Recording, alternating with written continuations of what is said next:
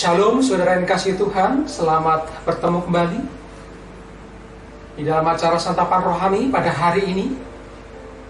Sebelum kita bersama-sama untuk merenungkan firman Tuhan, mari kita berdoa terlebih dahulu.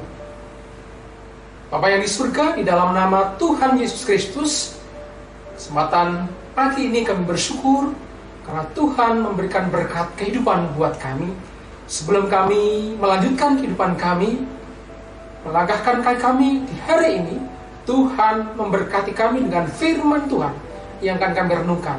Biarlah roh hikmat senantiasa menguasai kami, sehingga kami boleh mengenal kehendak, mengenal dan mengerti kehendak-Mu. Kami menyerahkan di dalam nama Tuhan Yesus Kristus. Haleluya. Amin.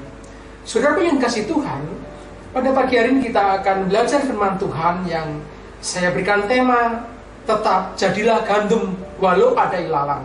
Tetap jadilah gandum walau ada ilalang. Yang terambil dari Injil Matius 13 ayat 24 sampai dengan ayat yang ke-30. Demikian firman Tuhan. Yesus membentangkan suatu perumpamaan lain lagi kepada mereka.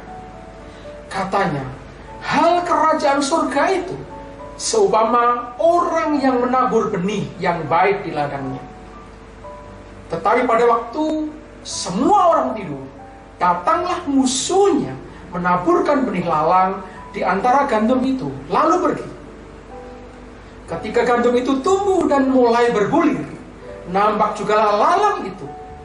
Maka datanglah hamba-hamba Tuhan ladang itu kepadanya dan berkata, Tuhan, bukankah benih yang baik yang Tuhan taburkan di ladang Tuhan?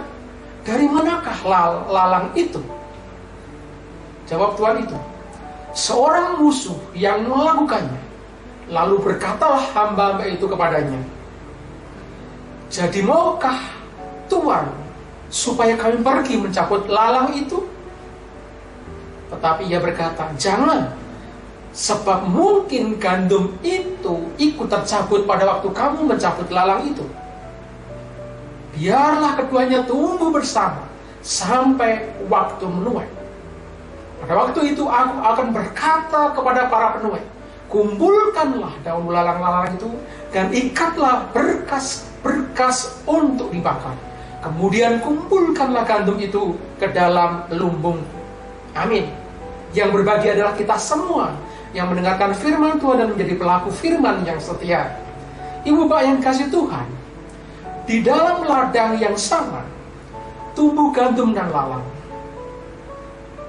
Karena keduanya tumbuh bersama-sama, maka sebelum masa menuai, lalang yang mengganggu tumbuhnya gandum tidak boleh dicabut. Gandum dan lalang dikondisikan tumbuh bersama-sama. Tetapi pada masa menuai, keduanya tidak akan mendapat perlakuan yang sama. Yang akan dituai adalah gandum, sedangkan lalang akan dikumpulkan untuk dibakar dalam api. Inilah perumpamaan Yesus yang kedua tentang kerajaan surga dengan penekanan akhir zaman kepada orang banyak dan kemudian menjelaskan artinya kepada murid-muridnya. Saudara yang kasih Tuhan, hal kerajaan surga bagikan seorang yang menabur benih yang baik di ladangnya. Ayat yang ke-24. Tuhan Yesus menekankan bahwa yang ditaburkan adalah benih yang terpilih, benih yang berkualitas, benih yang akan memberikan hasil yang memuaskan. Dan gandum adalah jenis makanan yang penting bagi orang Israel dan sering melambangkan kebajikan atau pemeliharaan Allah. Tetapi saudaraku yang kasih Tuhan, musuh sang penabur mencuri kesempatan di saat semua orang tidur untuk menaburkan benih lalang di antara benih yang baik itu. Iblis memang sengaja mengacaukan, bahkan menggagalkan rencana Allah. Iblis memilih benih lalang karena pada awal pertumbuhannya sangat mirip dengan gandum. Jadi jikalau mereka tumbuh bersama, sulit membedakan mana yang gandum, mana yang lalang. Bila keduanya tumbuh bersama, sangat sulit dibedakan. Yang pasti adalah gandum tetap tumbuh sebagaimana gandum, dan lalang tetap tumbuh sebagaimana lalang. Tidak akan terjadi sebaliknya. Gandum akan tumbuh jadi lalang, lalang akan menjadi akan tumbuh menjadi gandum. Tidak mungkin itu terjadi. Keduanya akan tampak jelas berbeda ketika musim menuai. Itulah sebabnya saudara yang dikasihi Tuhan, penabur melarang hamba-hambanya mencabut lalang pada saat pertumbuhan, karena kemungkinan besar gandum pun ikut tercabut. Saudaraku yang dikasihi Tuhan, dalam dunia ini, orang-orang benar hidup bersama-sama dengan orang yang menyesatkan dan yang melakukan kejahatan. Secara kasat mata, sulit membedakan manakah yang sungguh-sungguh orang benar dan manakah yang sungguh-sungguh orang penyesat atau orang-orang jahat. Kadang-kadang itu sulit dibedakan. Banyak orang jahat yang berdasi. Banyak penjahat-penjahat, penipu yang seolah-olah baik, atau boleh dikatakan sebagai domba yang berbulu serigala. Serigala yang berbulu domba, maksud saya terbalik, ya. Serigala yang berbulu domba. Itulah sebabnya untuk sementara waktu sampai Kristus datang, para penyesat, para pembuat kejahatan dibiarkan bersama dengan orang-orang benar. Namun orang-orang benar harus tetap bertahan sampai musim menuai, dan akan muncul sebagai pemenang, bercahaya bagaikan matahari dalam kerajaan surga. Oleh sebab itu saudara yang kasih Tuhan, ketika kita hidup di dunia ini berdampingan dengan orang jahat, seringkali kita menerima cemooh, seringkali kita menerima fitnah, seringkali kita banyak orang yang melakukan kejahatan, seringkali orang benci kita. Tetaplah tenang saudaraku, kita harus terus bertumbuh di dalam iman.